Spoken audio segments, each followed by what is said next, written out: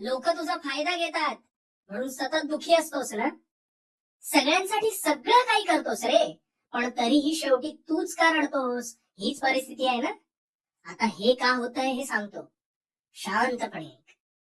तुझं कसं आहे ना, तू एखादं काम करत असताना तुला त्या कामात विश्वास असतो, पण आत्मसंदेह आणि सहानुभूती म्हणून तू इतरांची मतं विचारात घेतोस.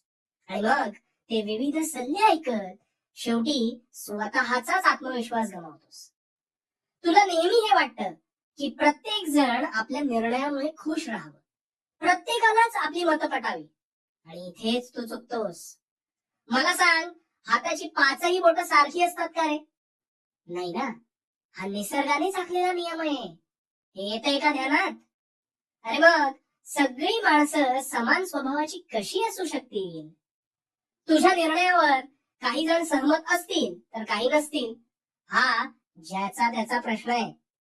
मुळात 1760 लोकांना तुझी गोष्ट सांगणं सोड, त्याने तुझा जास्त गोंधळ उडतो. प्रत्येकाला खुश करायला गेलास तर सदैव तूच दुःखी राहशील, हे ध्यानात ठेव.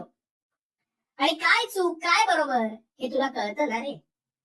धनुष्य हातात घेतल्यावर बाण कुठे मारायचा हा इतरांचा प्रश्न नाही, तर तो सर्वस्वी फक्त तुझा प्रश्न आहे. कारण जितकी निर्णयात डोकी जास्त तितकी दिशाभूल जास्त, हे लक्षात असू दे. त्यामुळे यापुढे भटकू नकोस.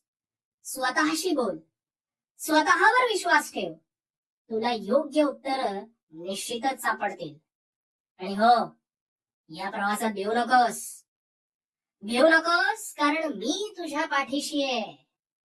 भिवू नकोस, मी तुझ्या पाठीशी.